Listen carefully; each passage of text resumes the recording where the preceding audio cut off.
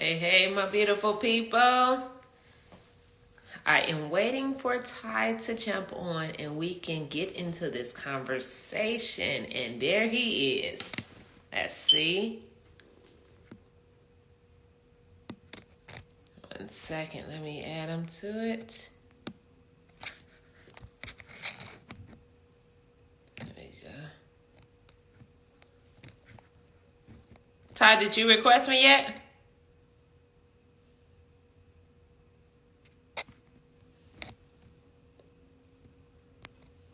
Oh, there we go.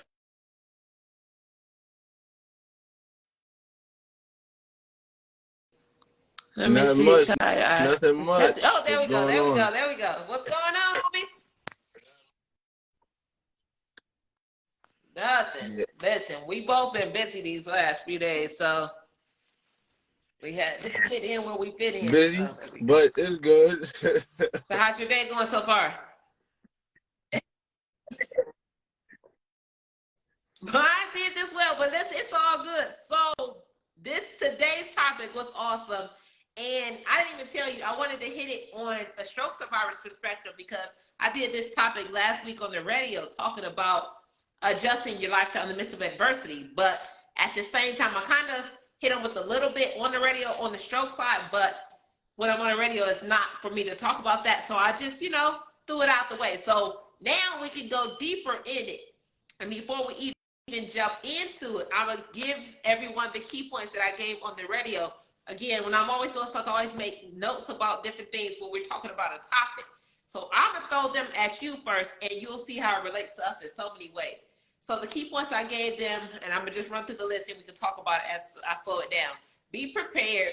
And when I stepped into that, I said training your brain to be more resilient and basically tapping into your inner strength. Then I went right to practice positivity, being more about the way we frame our actual trials and tribulations that we go through. Disciplinary consistency. So I hit everybody with all of these topics. Staying focused, finding the lesson in the midst of what we happen. So that one right there, even though I said I'm going through the list, every time I say that, it takes me to us.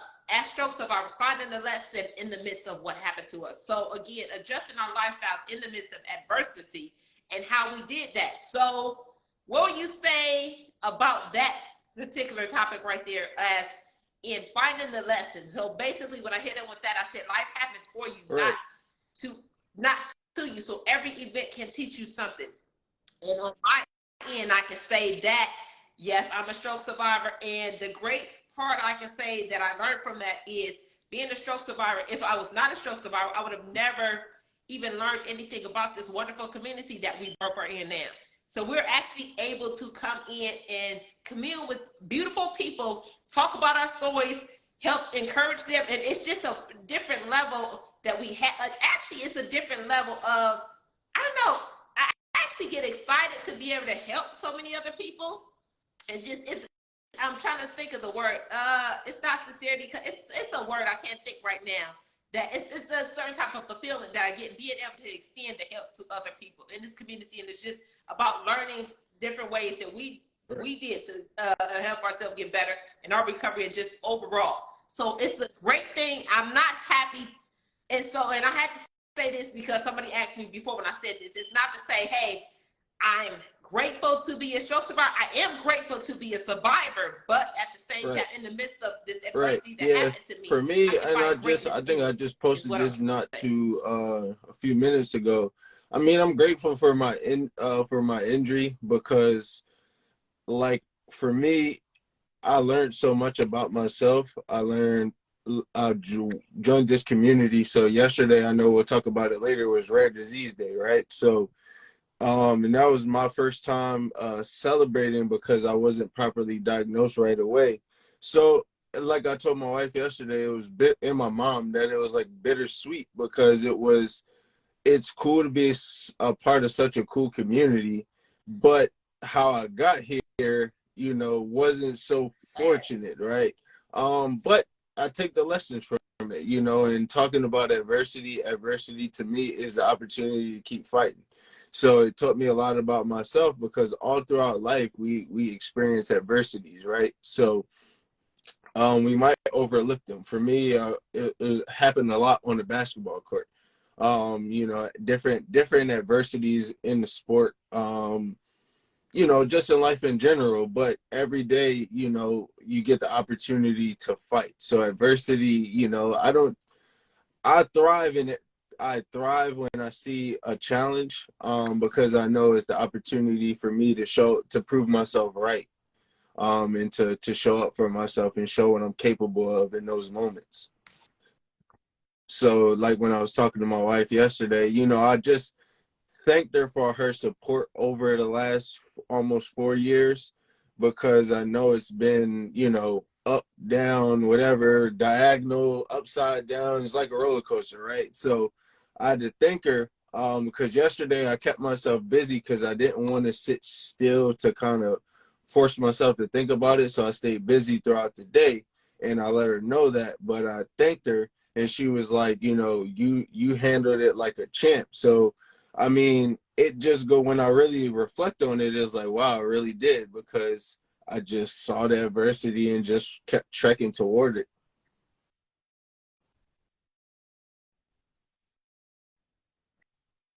So I'm gonna say from that, and it's great how your wife said you handled it like a champ, and gratefully we were able to handle it like a champ. So many people can't, but that goes back to the key points I was saying.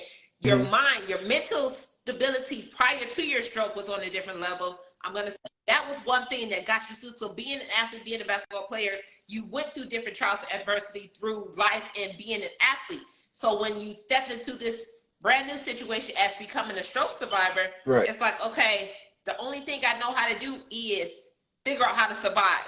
So you think if you can relate that to a game, okay, the game, y'all might be down, the other team is up. Hey, I gotta get myself together. I may be having something going on at home, maybe having something going on before I got here, but when I get to this game, my end result, I need to win. My team is counting on me to win. So when it came to as far as us becoming stroke survivors, we had to look at ourselves. So us ourselves, it's like me, you, we were our own self as a team. So yes, we had a support system from our family, our friends, and loved ones, but we had to look at that as we in the game by ourselves. And if we don't get it together to make this next step happen, we're gonna be stuck. So then that team is looking at us like, yo, you had the ball and you didn't take that shot when you were right there. So it's the same thing. We look at ourselves. Okay, yes, it sucks what happened to us, but are we gonna sit there in the midst of it and say, "Yo, whoa, this happened to me. right, I'm just gonna suffer in what happened to me," or we're gonna say, "Yo, I am the team." They're looking at me, and I'm looking at myself. Yes, your family, your wife is looking at you, saying, "Hey, get up, get up, get up, get up."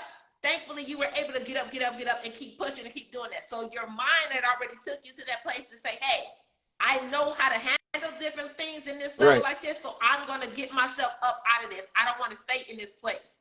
So I was able to say that as well in my situation as my lifestyle as being in the health and wellness industry 20 years prior to having a stroke. So my mentality of being a bodybuilder, all these things like that, I can say took me to the next level to say, hey, you know how to push through things like that. You know how to push through adversity. You've been down before. Get up and make something happen to get you to the next level. So I would say that's a blessing, and that was my take from that's a blessing. Having that mentality prior Yeah, to, for and me it then was from a you blessing can talk because I about your never how you feel really like it was for you. doubted that I would be where I am today. So I remember getting the diagnosis, right? And as crazy as it sounds, the doctor coming in, oh, we found a mass on your brain, right? Then it's like, oh, first question, can I still play basketball? I didn't care about nothing else he said. Like my life wasn't in danger. Can I still play basketball? So that's where my mind was. I, like you said, when for me, when it's game time and you're in that rectangle, you know, nothing else mattered. So in that moment, like I remember getting the diagnosis and I had to look my wife in her face and tell her I was going to be fine. I didn't know how to explain it, but I just knew I was going to be fine. So for me, just having that mentality and that mindset prior to just carried me in like I didn't miss a beat, from day one. I never was nervous or never was scared, you know. So it was just I knew what I had to do, and I still know what I have to do. So it's not like it's ended. I'm still like I still post therapy videos 4 years later. So you know I'm still taking care of what needs to be taken care of, making the right plays for the team.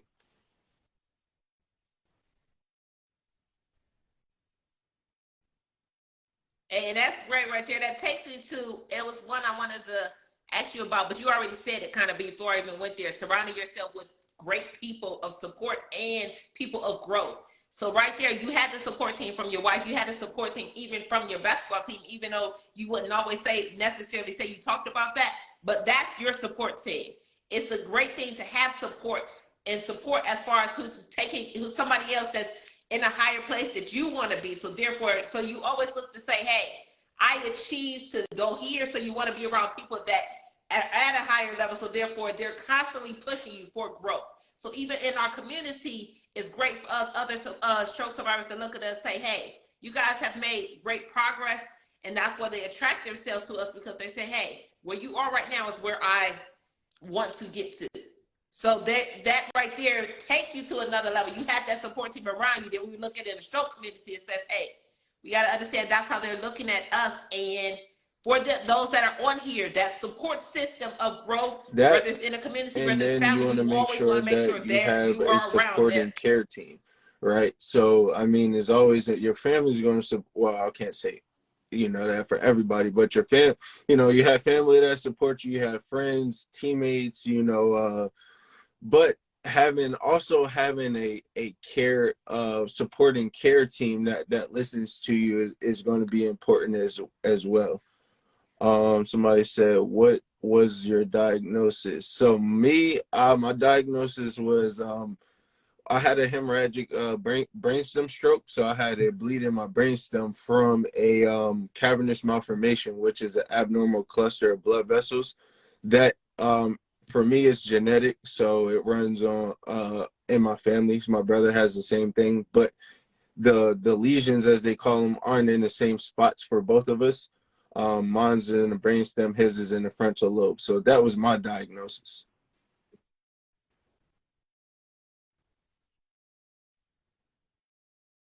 So since you went there, that's why I said we're gonna talk about it shortly. Also, if y'all don't know, yesterday was rare.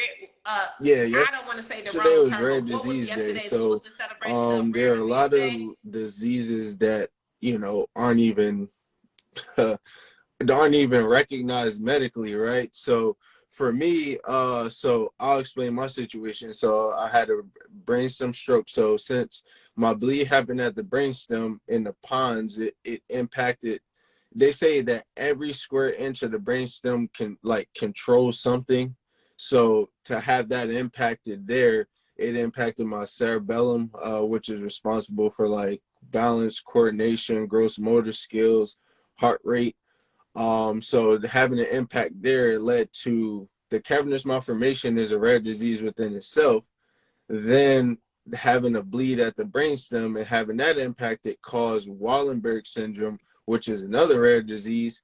And I had talked to doctors for like years because it controls like how I sweat, the sensation that I feel within like my skin, different things like that. So, and that the sweating issue is another rare disease within itself called Horner syndrome. So therefore, because of the cavernous malformation, which is a rare disease, led to the stroke, which then caused two other rare diseases. So I found out that I live with three rare diseases.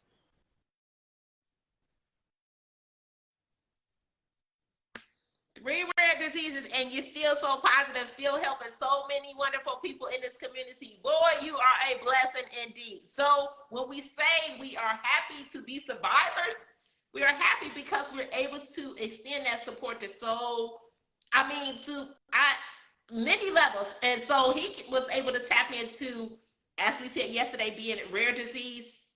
I'm keep wanting to say celebration day. It is it's a celebration to be alive. So basically, from his stroke, he's now put himself in a whole nother category, or your body puts yourself in a whole nother category of being part of attracting, or what is the word Yeah, I'm looking for?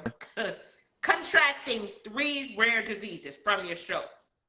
And someone asked me about mine. Mine was an ischemic stroke. Oh, somebody says they're a cancer survivor. God bless you too as well. So mine was an ischemic stroke from a blood clot, traveled. So I did not, and by the grace of God, did not trigger anything else. I actually did right after my stroke. I ended up having to have PFO, which is patent. I'm not even gonna try to say the word, but PFO. Basically, I had to have the heart surgery to have a hole close in my heart. So I had that surgery right after I had my stroke, right after recovery from the stroke. Did a bunch of tests to figure out there was, because after you have something like that, especially with me being so healthy, they were trying to run all these tests like what could have possibly caused this, anything else, do you have any other elements in the body that may cause anything to happen or reoccurrence in that. So I mean, when I say I was in the hospitals, shoot, probably 6 months straight, like every week I was getting some type of test run. They were just trying to figure out all these different things. And the only thing they came up with finally, there was like, got some heart thing. I'm like, I ain't got nothing going on with my heart. After a million tests, they're like, oh, we do need to have another surgery. So it was just like, now when it was like, Yeah. I was used to it then, but for now, if somebody was to say, hey, let's go to the hospital, baby, please. I ain't going. I'm not going for nothing. Do you understand? 2019, I lived in the hospital. Y'all can kick rocks. So even though that ain't the subject, but yeah, I'm cool on that. Let me read what somebody said. Hold on. So I don't know. I missed what they were saying. oh, that's my godmom. Oh, she was telling you're strong. Oh. Hey, godmom. Yes, he is. Yeah, she had a stroke too. I believe, but after mine, but so yeah, for me it was just important for, like, this is why so many people are affected by this, like, directly from my situation, and then I had seen it so much, so that's what caused me to get so involved, was because I'd seen so much of it and there was so much miseducation. Even the day that mine happened, I remember my wife asking me, like, are you okay? Like, your face looks off. And I'm like, oh, no, I'm good. So it's like, for me, knowing that how intricate the time frame is, I don't know what would have changed had I went when she said that. And I don't think about that, but I just want to educate people to know the signs and things like that. So for me, that's why I take it so serious, because I know for me, it was a 26% chance of survival for one, with having a hemorrhage at the brainstem. And like I said, every square inch of the brainstem is responsible for something. So, and then to not only overcome that, but then to be of the 10% who quote unquote fully, recover, I look at it as such a blessing to be able to be in the position that I'm in. I never would have imagined. I remember laying in the hospital bed, and I was only there for a month. So, and I know it drove me crazy. So I can imagine 6 months. And I hate going to the hospital, going past the hospital now these days. But, it just was such a blessing. I remember laying in bed, and the first thing I told my mom was that if I could impact just one person, this would all be worth it. And who would have known that I've been able to impact, I don't even know how many people. Maybe hundreds of thousands. Your book, listen, I know I'm off subject tonight, but even your book, the book he wrote about his story, even made it. Wait, listen, I don't even be knowing what we at. Look, first of all, I don't send me my book until I get my signature served. You got the sound. I don't want mine until it's I'm in New signed. Jersey. But that book is all in the way. Australia. Where you at? You were in New Jersey? Okay, so I don't know how far that is, but you in New Jersey. That book made it all the way to Cleveland. Okay, wait, and it ain't my copy, because my copy ain't came yet. But that book been circulating around, y'all. So if y'all don't know his story, amazing story, go over to his page, get his book, because he has an amazing story out. That's He my already wrote OT's about it, mom but there. it's been circulating, Hi, y'all. Rosie's Everybody wants to mom. hear his boy testimony. Rosie's my OT, so all the cool stuff that you see me do, she's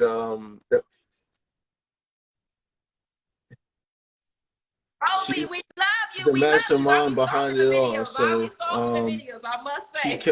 she didn't kill me on Tuesday. We went extra hard for rare disease awareness. So I took the rest of the week off, and I'll get back in there next week. But yeah, the book, I just been doing some revamping. So like I said, it'll be available in June. I'll be getting your signed copy out to you. And I got a few cool things that I'm doing with it. Yeah. that I'm actually waiting on the hard copies to come in, so that's the delay. Instead of just having the paperback. So that's one tweak that I'm making. So I do have a website that you can check out my story. It's my TamiqueHawkins.com. I'll put in. I know. I thank my mom for that. Sorry, you I got to thank spell that. You my got to mom spell for that. So I'm putting it. I'm putting it in the comments now. But yeah, it's you'll see my story. You'll be able to purchase a book soon, or you can reach out to me. I have some early copies that I can get sent out, and the link is also in my bio. So at 2 to T 2.0, you can click on my bio, and there's a link there that'll take you to my website. I see it there. But yeah, it's been Yeah, I just did it for you. so I mean the interest yesterday was, I would say, as positive as I am, I know that I try to show or detail every, like, the range of emotions, not just the positive. So yesterday was kind of like a whirlwind. So like I said, I was trying to keep myself busy because I didn't know how I was going to take in celebrating, like, for the first time yesterday. So it was like a roller coaster. Like, I kept myself busy, but like I said, it's bittersweet to think like how I ended up here. So it was just taking that in and kind of going all the way back to 2019, like, wow, that really happened. So I still had those moments like, whoa, because I haven't fully processed it still. Because there's always something new or some kind of aspect that you didn't see before as you're learning new things. So I'm always processing it. So I don't think it'll ever be fully processed, but that's the beauty of it. I honor what I feel within the day. And I just try to capture that. I know I capture like all of the positive, and that's to be uplifting, but I will start detailing, some of just like the raw kind of emotions on the like day to day on what I'm going through, whether I'm in pain, because you won't be able to tell by looking at me because I'll still smile in your face like everything's all right, but internally there'll be a fire going on. But I just understand how blessed I am, and I just choose to look at the positive of it.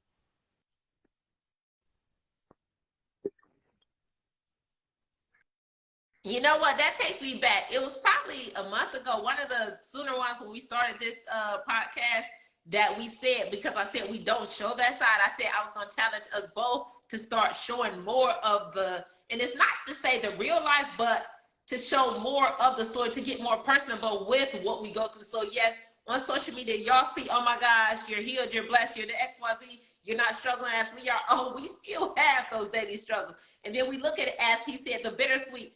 I can relate in a sense, and I guess I can talk about it. So I'm actually getting ready to get on stage for the first time since 2015, bodybuilder show. So I'm doing April 1st will be my first show. So it was funny because I processed everything totally different. And I guess I could say I've never really sat back to let things bother me until something happens. I'm like, so I'll say it to myself like, damn, this left side. But at the same time, I'll say that, but at the same time, it never stops me. So somebody else, I would say, teammates of mine, like, yo, you rolling like nothing happened to you, but then you'll say that, but that's a blessing. Other people been to stop. So what I'm saying is, it'll be particular things as I'm getting ready to pose and doing things, and I'm looking in the mirror, and I'm like, my left side's still not working the way it's just Yeah. well as I would like it to. So, and I'm looking at that in a sense at symmetry level. A normal person that doesn't know I had a stroke, they'll say, "Oh, girl, please." I can't tell, but I know that it's not, and I know the struggle that my head is going through. We're trying to hold my arms in position or do something like that because of the simple fact still having neuropathy issues on the left side, not having full feeling, doing something that's what people look on the outside say as simple as that. When I say I'm working 20 times harder because like the left side, when I tell you, I always say this left side does what it wants to, baby. It's on another level, does what it wants to. So now literally getting ready for a show and telling my body it has to do this because there's particular poses you have to hit. There are frustrating parts, but I'm such a optimistic and blessed person. I laugh my way through. And I'm saying all this to say I could show that side. This Yeah. side of me will be laughing. The other side is saying a bunch of other words. Right? Are you really gonna play me like this? But at the end of the day, it's such a blessing to be able to push through and still make it happen. But it ain't. So I'm saying that to say it ain't easy every day. But in the midst of adversity, I'm still finding things to do and still love it. So it may not be perfect, but I'm finding ways to continue to push through. And it goes back to that stepping into my whole mental aspect as, hey, I have that strong sense mentally, spiritually to say, hey, I can get through this. Yes, it's not always going to be beautiful, but I can get through it. And I'm not going to allow these small things to hold me back to say, hey, you had a stroke. Your left side may not work. You can't step on stage no more. You can't do this. You can't do that. I will say I was considering doing another level of it. So there's different levels of bodybuilding if you don't know. I was considering doing another level, but baby, me and them heels in that left foot, absolutely not. So y'all already know that's one of my struggles with it.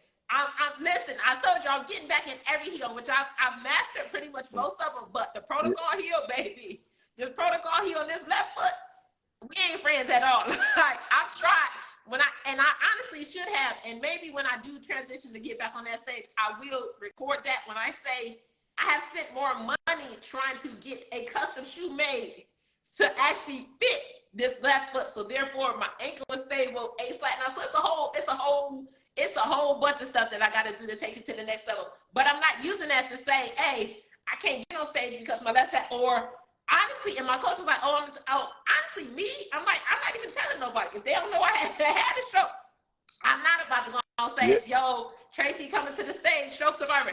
But he like, oh, yes, we are, please. You doing all this, we about to blow the world away. Like, yo, Tracy came on stage, stroke survivor, and still was able to do this, so I don't want to hear nothing from nobody. So I'm saying all that to say I don't allow those things to hold me back or to say, yo, woe, it's me. So it is a bittersweet moment when I run into things like that. But my mind won't let me sit in it. My mind keeps saying, go, go, go. Go, go, go, because guess what? You're alive, you're breathing, you can make it happen. It may not be pretty, but go, go, go, keep rolling with it.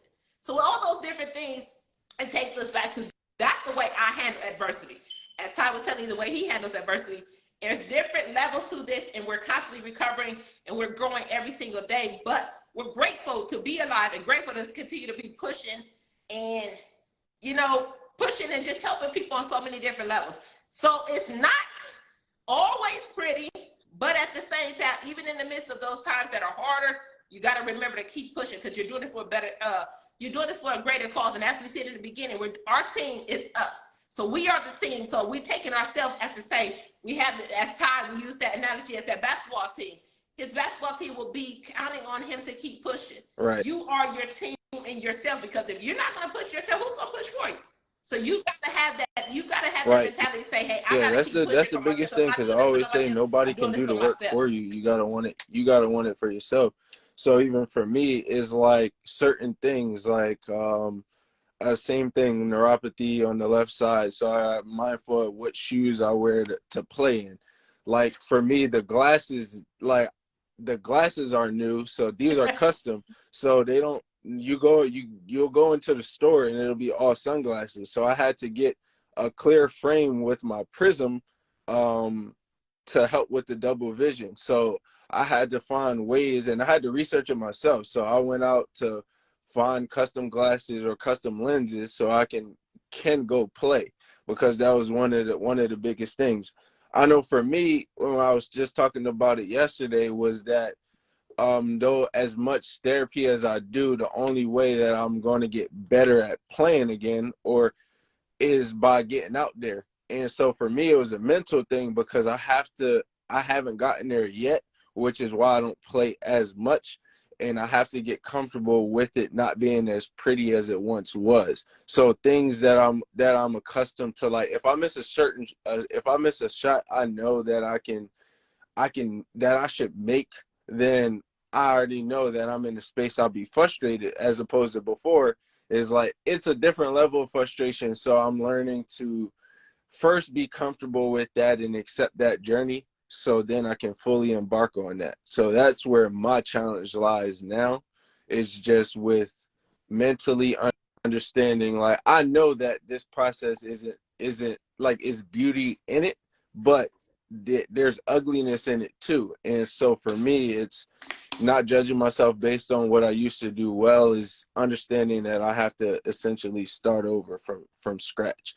But not necessarily, because my brain, once I started, my brain will just it'll kick back in. But the point is, I just have to get comfortable within myself to get up. The more I step foot on the court, then the more I'll be comfortable with where I am, just like you on stage.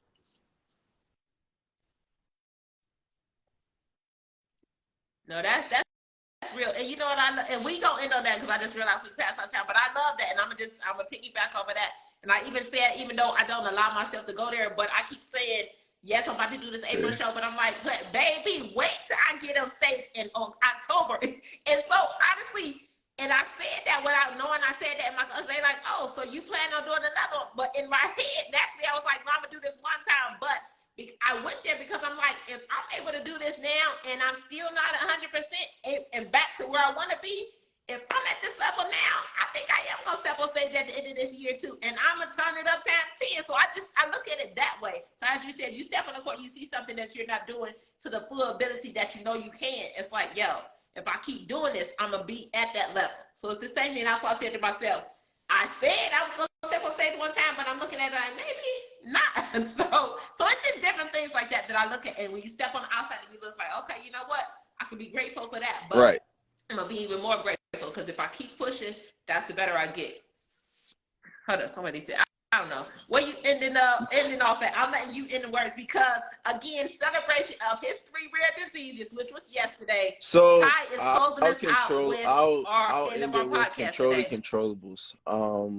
So for me, I always try to control. There's going to be things that you aren't in control of, but there are things that you can control. So your attitude, your mindset towards things, and just as examples. So for me, it's control the controllables. That's something that I challenge myself to do every day, to focus on the things that I can control, and not to over worry about the things that I can't control.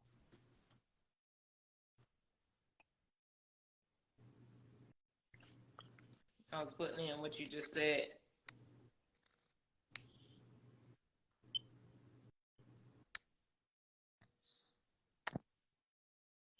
I appreciate you, Ty. I was trying to make sure nobody said nothing before we get out. So I do apologize. We usually do this podcast every Tuesday, possibly 5:30 p.m. But like he said, yesterday was a celebration day for him. We had so much going on, so that's what we resumed today on Wednesday. But we will catch y'all next Tuesday. I'm about to and I just have make not my forgot. own Somebody sent me a video. message and said, I'm waiting for your ballet show.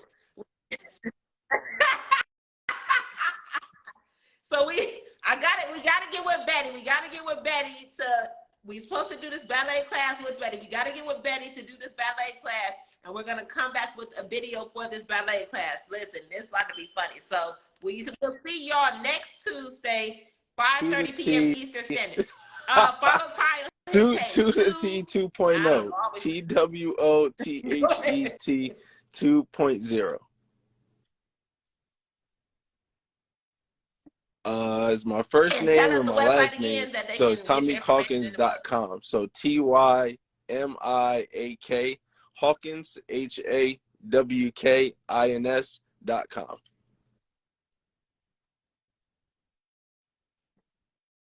Okay, and text me that so I can put it when I put this, right. when I load this back on Instagram, I can put it down there so they can have it. All right.